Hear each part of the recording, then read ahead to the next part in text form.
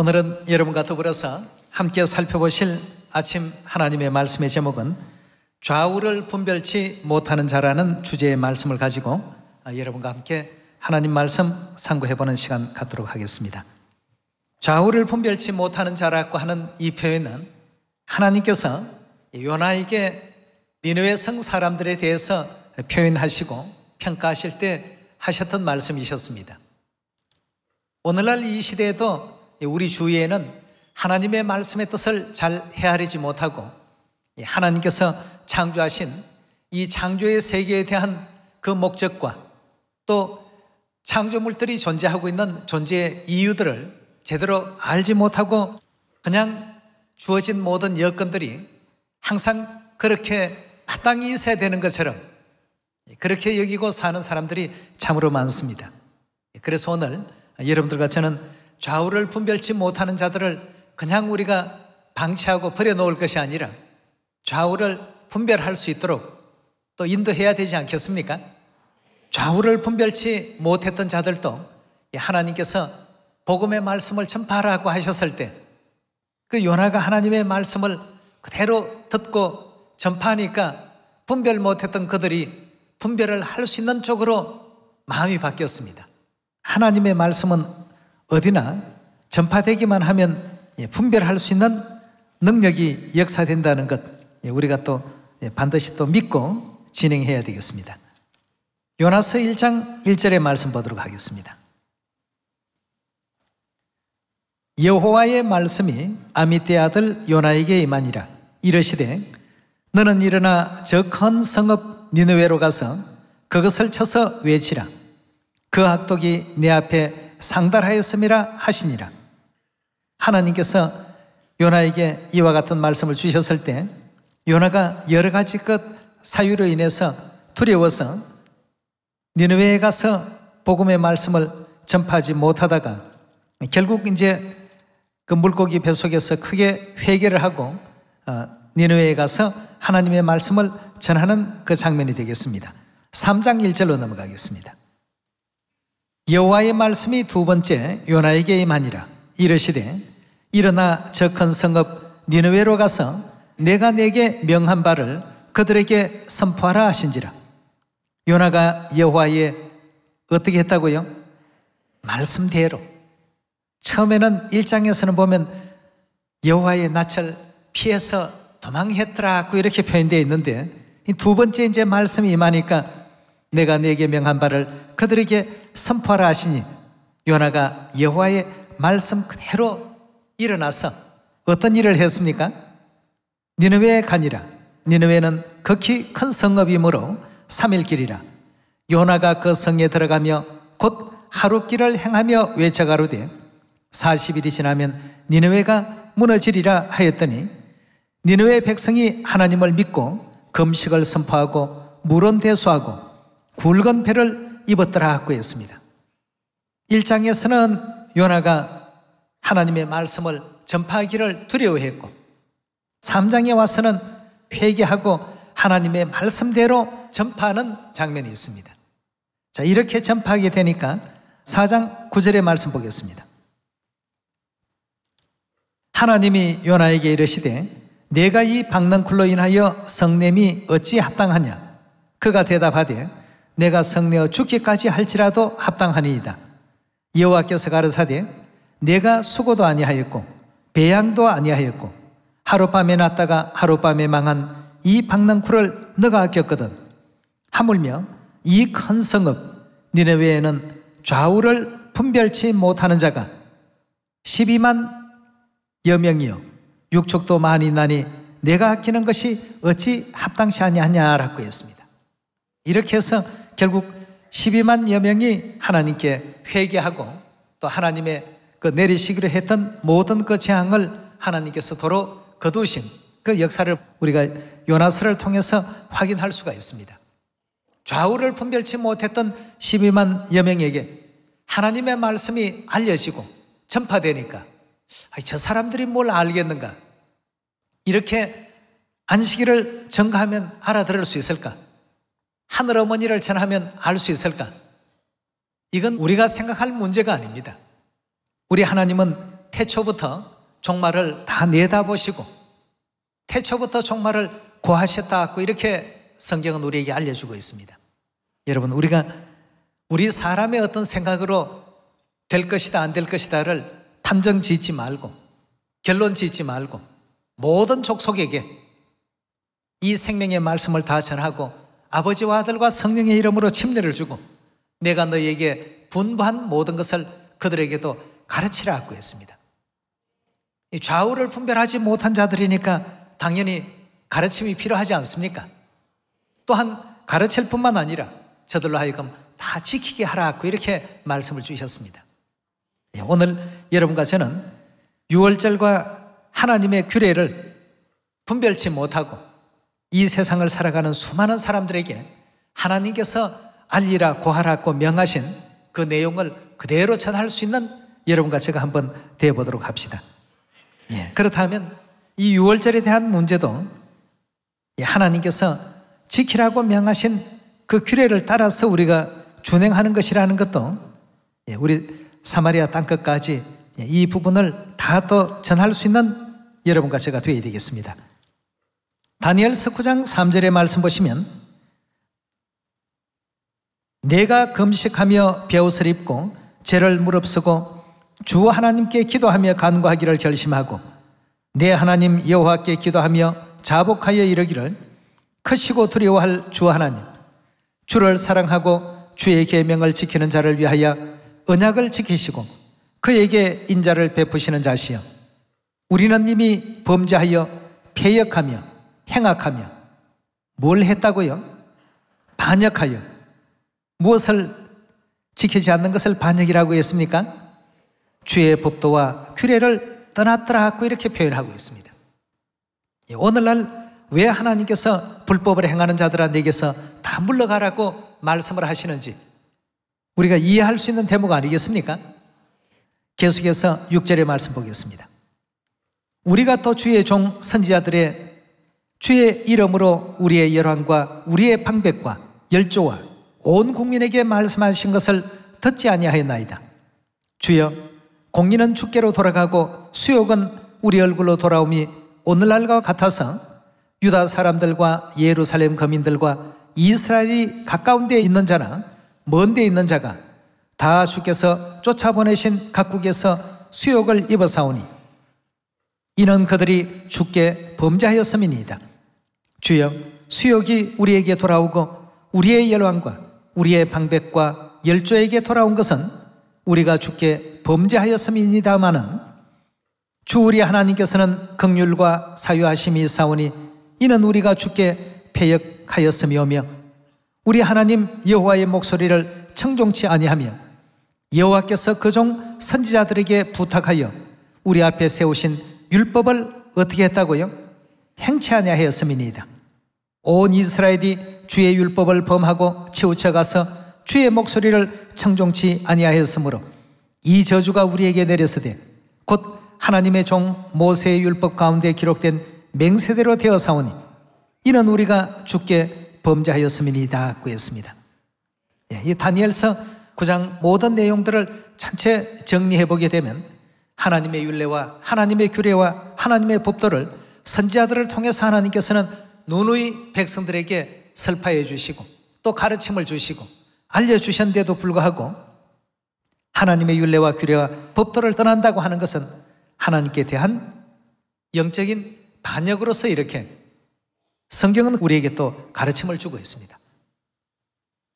그렇다면 오늘날 하나님께서 우리 인류 인생들을 구원하시고 죄사함 주시고 영원한 천국으로 돌아오게 하기 위해서 유월절이라는 위대한 진리를 이 땅에 세우시고 이것은 영원히 없어지지 아니할 새로운 언약으로서 나와 너희 사이에 맺어놓은 하나의 어떤 언약의 표로서 유월절이라는 거룩한 절기를 우리에게 또 허락해 놓으셨습니다.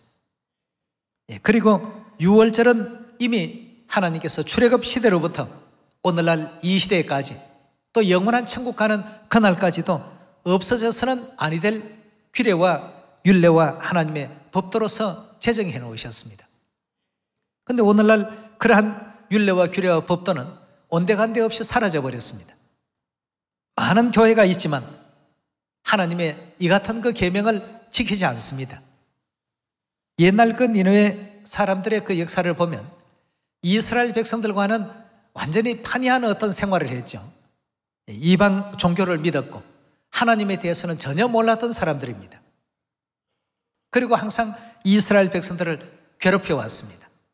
또 핍박하고 압박하고 이런 제것 일들을 일삼아 왔던 그런 니느웨 성 사람들이었고 또 아수르 나라였습니다. 아수르의 수도가 이제 니느웨였는데요.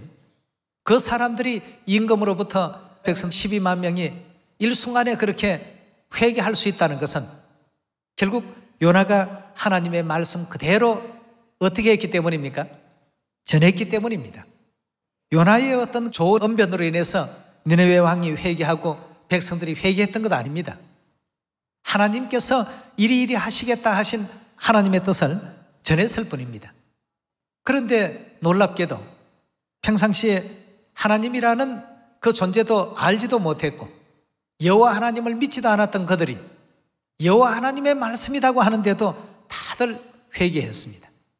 오늘날 이 시대에도 우리 주변을 바라보게 될 때 저런 사람들이 과연 하나님을 찾을 수 있을까? 깨우칠 수 있을까? 믿을까? 우리 나름대로 여러 가지 생각과 부정적인 계산들을 참 많이 하게 됩니다. 그러나 우리의 어떤 생각과는 달리 요나의 생각과는 달리 니느웨 성민들이 전부 회개하는 놀라운 일들이 벌어졌습니다. 우리 주위에 하나님의 법도도 알지 못하면서도 하나님을 섬긴다라고 하는 이런 수많은 불쌍한 영혼들이 있습니다. 저들에게도 그들이 알아들을까 못 알아들을까 우리가 그런 생각을 하기에 앞서서 하나님께서 전해주고라고 하신 말씀이니까 전하는 일에 마음과 뜻을 다할 수 있는 여러분과 제가 되기를 바라겠습니다.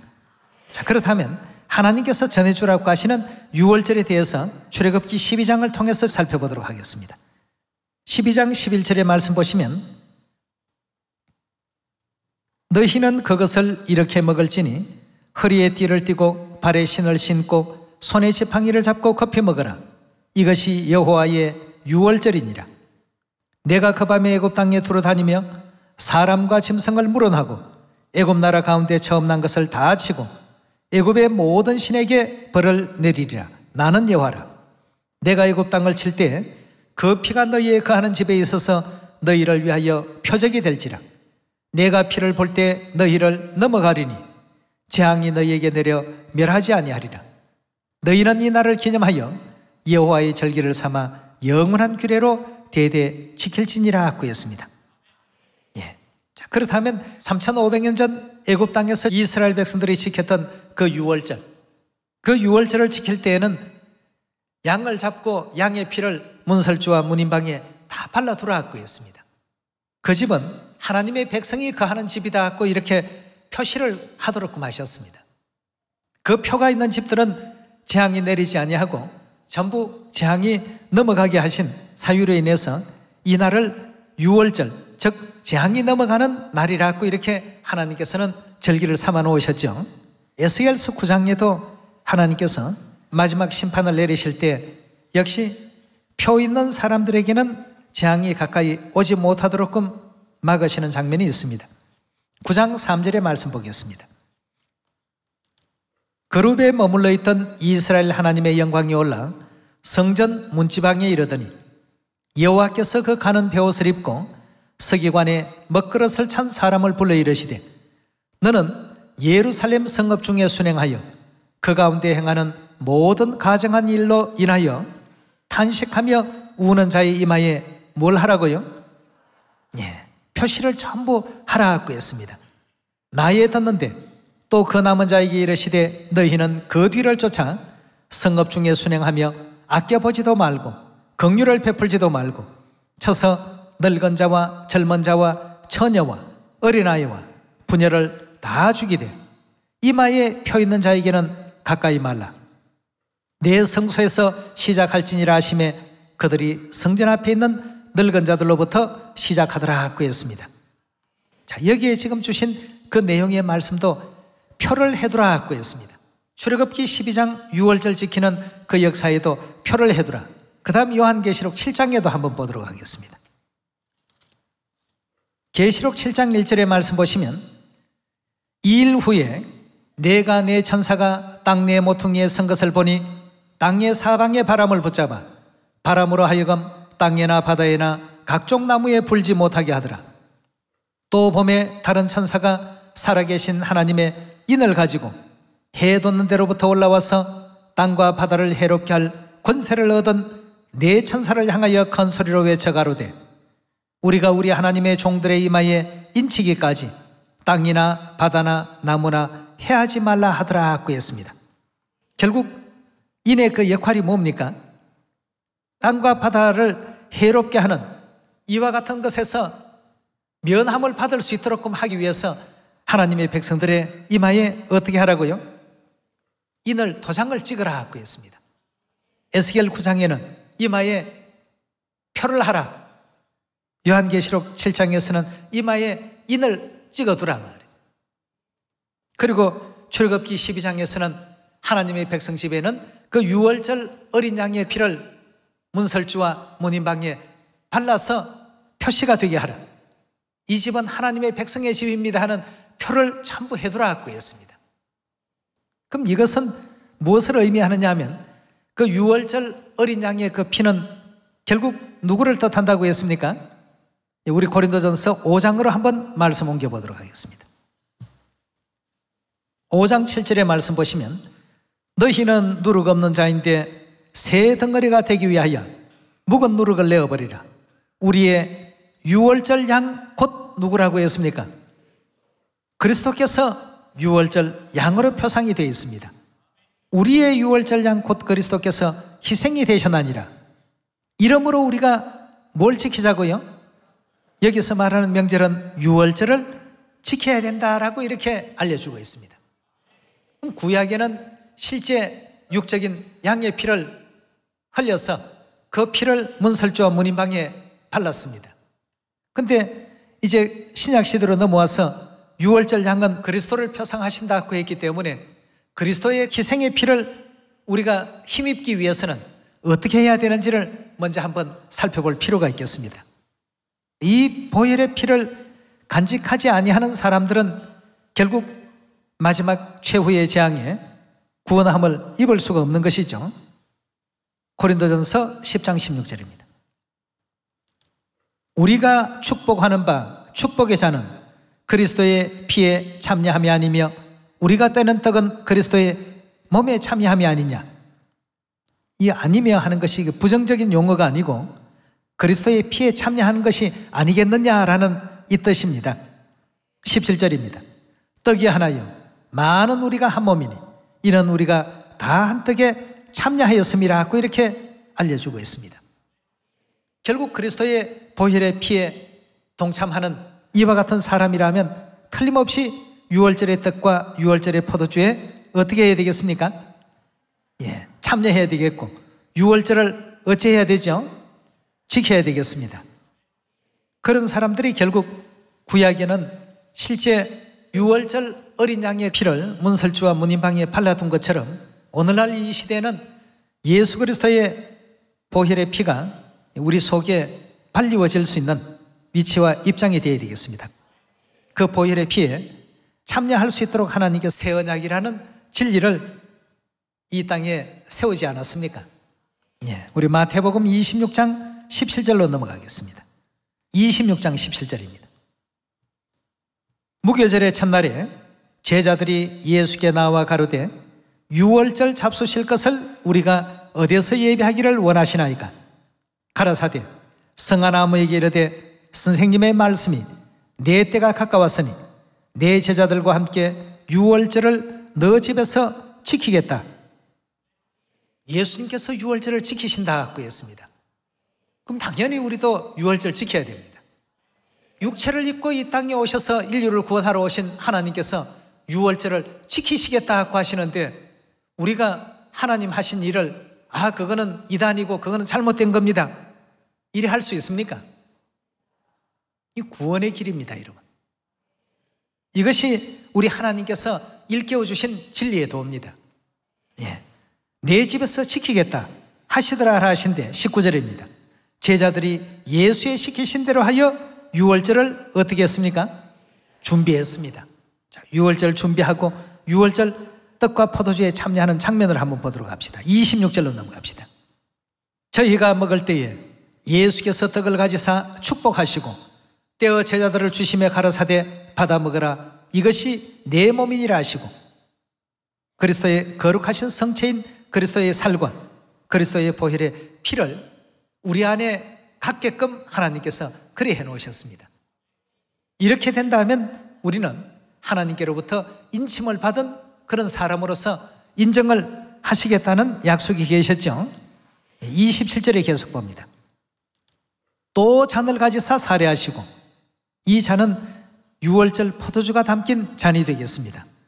또 잔을 가지사 사례하시고 저희에게 주시며 가르사되 너희가 다 이것을 어떻게 하라고요? 마시라. 이것은 죄 사함을 얻게 하려고 많은 사람을 위하여 흘리는 바 나의 피 곧 언약의 피니라 하고 했습니다. 예수님은 유월절 어린 양으로 비유되어 있고 표상되어 있습니다. 그럼 여기서 나의 피라고 하는 것은 그 비유상의 내용으로 우리 다시 한번 돌아가 보게 된다면 바로 어떤 피입니까? 유월절 양의 피가 되겠죠. 왜냐하면 예수님은 고린도전서 5장 7절에 보니까 우리의 유월절 양 곧 누구시라고요? 그리스도가 바로 우리 유월절 양이라고 성경은 알려주고 있습니다. 그렇다면 여기서 말하는 나의 피 곧 언약의 피라고 하는 것은 다른 말로 표현하면 유월절 양의 피라는 얘기입니다. 그래서 오늘날 이 시대에도 우리 하나님께서 유월절 어린 양의 실체가 되신 그리스도의 살과 그리스도의 보혈의 피에 동참할 수 있도록끔 세워놓으신 진리가 바로 어떤 진리입니까? 유월절이라는 새 언약의 진리가 되는 것입니다. 그리고 예수님께서 그 다음날 십자가에 이제 그 못 박히시고 운명하셔야 되기 때문에 29절에 보시면 그러나 너희에게 이르노니 내가 포도나무에서 난 것을 아버지 나라에서 새 것으로 너희와 함께 마시는 날까지 마시지 아니하리라 하시더라 하고 했습니다. 그럼 포도나무에서 난 것이니까 바로 포도주가 유월절날 사용이 되었던 것입니다. 유월절은 하나님께서 구약의 모든 그 재앙을 넘기셨을 때 하나의 어떤 표시로 허락하신 것처럼 마지막 인류의 최후의 재앙의 날에도 우리 하나님께서 그 재앙을 하나님 백성들이 면할 수 있도록 이렇게 이제 유월절이라는 위대한 진리를 우리 자녀들에게 허락해 주셨습니다.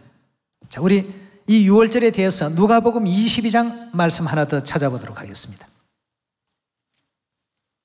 22장 7절의 말씀 보시면 유월절 양을 잡을 무교절 일이 이런지라 예수께서 베드로와 요한을 보내시며 가라사대 가서 우리를 위하여 유월절을 예비하여 우리로 먹게 하라. 여짜오되 어디서 예비하기를 원하시나이까? 이르시되 보라 너희가 성내로 들어가면 물 한 동이를 가지고 가는 사람을 만나리니 그에 들어가는 집으로 따라 들어가서 그 집 주인에게 이르되 선생님이 내게 하는 말씀이 내가 내 제자들과 함께 유월절 먹을 객실이 어디에 있느냐 하시더라 하라. 그리하면 저가 자리를 베푼 큰 다락방을 보이리니 거기서 예배하라 하신데 저희가 나가 그 하시던 말씀대로 만나 유월절을 예배하니라 하고 했습니다. 자, 그리고 14절에 보면 때가 이름에 라고 14절에 되어 있죠. 유월절이라는 그 시각이 이름에 예수께서 사도들과 함께 앉아서 이르시되 내가 고난받기 전에 너희와 함께 이 유월절 먹기를 원하고 원하였다 하고 했습니다. 자, 원하고 원하시면서 19절에 계속 봅니다. 또 떡을 가져 사례하시고 떼어 저희에게 주시며 가라사대 이것은 너희를 위하여 주는 내 몸이라. 너희가 이것을 어떻게 하라고요? 지키고 행하라 하고 했습니다. 이것을 행하여 나를 어떻게 해요? 기념하라 하시고 저녁 먹은 후에 잔도 이와 같이 하여 가라사대 이 잔은 내 피로 세우는 뭐라고요? 새 언약이네. 누구를 위하는 것이라고요? 그 당시에 사도들과 새 언약 진리를 받아서 구원에 참여할 모든 백성들을 위해서 이 새 언약을 세우는 것이다 고 이렇게 알려주고 있습니다. 이 잔은 내 피로 세우는 새 언약이니 곧 너희를 위하여 붙는 것이더라고 했습니다. 이 새 언약 진리가 등장하기 약 700여 년 전에 선지자 예레미야를 통해서 하나님께서는 일정한 기간이 예언의 때가 도래하게 되면 내가 이스라엘 집과 유다 집으로 이 새 언약을 반드시 세울 것이라고 예언해 놓으신 장면이 있습니다. 이렇게 많은 선지자들의 증거를 또 하나님께서 친히 이 땅에 오셔서 가르쳐 주신 가르침인데 세상은 아직도 좌우를 분별하지 못하고 어느 것이 진리인지 어느 것이 거짓인지 구분도 하지 못하고 천국과 지옥길도 알지 못한 채 유리하고 방황하고 있습니다. 그런 사람들을 우리가 또 바른 진리 가운데로 인도해야 될 줄 믿습니다. 우리 예레미야 31장 31절로 말씀 옮겨보도록 하겠습니다. 나 여호와가 말하노라. 보라, 날이 이르리니. 날이 이르리니 하는 것은 때가 되면 내가 이스라엘 집과 유다 집에 뭘 세운다고요? 새 언약 언제 세웠습니까? 누가복음 22장 20절에 보니까 6월절 날 마가의 다락방에서 새 언약을 세우셨습니다. 자, 그렇다면 이 새 언약의 성격 한번 보도록 합시다. 32절입니다. 나 여호와가 말하노라. 이 언약은 내가 그들의 열조의 손을 잡고 애굽 땅에서 인도하여 내던 날에 세운 것과 같이 아니할 것은 내가 그들의 남편이 되었어도 그들이 내 언약을 파했습니다. 나 여호와가 말하노라. 그러나 그날 후에 내가 이스라엘 집에 세울 언약은 이러하니 곧 내가 나의 법을 그들의 속에 어떻게 한다고요? 두고 그 마음에 기록하여 나는 그들의 무엇이 된다고요? 하나님이 되고 그들은 내 백성이 될 것이라. 그들이 다시는 각기 이웃과 형제를 가리켜 이르기를 너는 여호와를 알라 하지 아니하리니 이는 작은 자로부터 큰 자까지 다 나를 알미라. 내가 그들의 죄악을 사하고 다시는 그 죄를 기억지 아니하리라 하고 했습니다. 하나님께서 주시는 죄사함의 은혜를 덧입을 수 있는 사람들이 바로 누굽니까? 새 언약 6월절을 지키는 백성들이 되겠습니다. 나는 그들의 하나님이 되고 그들은 내게서 뭐가 된다고요? 내 백성이 될 것이다 하고 했습니다. 자, 그런데 이런 새 언약의 진리를 지키지 않는 자들을 다니엘서 9장 5절에서 보았던 그 내용의 말씀 가운데 그들이 하나님께 반역을 함으로 하나님의 규례를 떠나게 되고 율례와 법도를 멸시하더라 하고 했습니다. 세상은 지금 어떻습니까? 좌우를 분별치 못하고 있습니다. 그들의 영혼이 어디에서 왔으며 어디로 갈 것인가를 알지 못하고 있습니다. 또 오늘날 교회를 나간다 하더라도 그들이 지키고 있는 규례와 법도가 과연 하나님께서 허락하신 하나님의 규례요 하나님의 법도인지 이것조차도 알지 못하고 다니고 있기 때문에 하나님께서는 좌우를 분별치 못하는 자들이라 할지라도 그들에게 어떻게 해요? 가서 구해주라 하고 했습니다. 오늘날 이 지상에 많은 인류 인생들이 살고 있습니다. 하나님 보시기에는 어떤 자들이라고요? 좌우를 분별치 못하는 자들이라고 했습니다. 좌우를 분별치 못한 니느웨 성 사람들에게는 요나를 보내셨습니다. 가서 전하라고 말이에요. 좌우를 분별치 못한 인류 인생들에게 우리를 지금 보내고 계십니다. 가서 전하라고. 똑같은 사명입니다. 여러분, 우리 주위에도 저 사람은 될까? 저 사람은 안 될 것 같아. 저 사람은 뭐 좀 나이가 많으니까. 저 사람은 또 신앙적이지 못한 어떤 그런 사람이니까. 이런 것을 떠나서 모두에게 전합시다. 때를 얻든지 못 얻든지 누구에게라도 다 한번 전파하고 알려서 하나님의 참 백성들이 그 아버지 어머니의 음성을 듣고 속히 시온으로 돌아와서 함께 영원한 그 구원의 잔치에 동참할 수 있는 그 길들을 열 수 있는 여러분과 제가 꼭 되도록 합시다. 오늘 우리에게 좌우를 분별할 수 있도록 영적 영안을 허락해 주신 엘로힘 하나님, 아버지 하나님, 어머니 하나님께 영원한 감사와 영광을 돌리면서 오늘 말씀 이것으로 마치도록 하겠습니다. 감사합니다.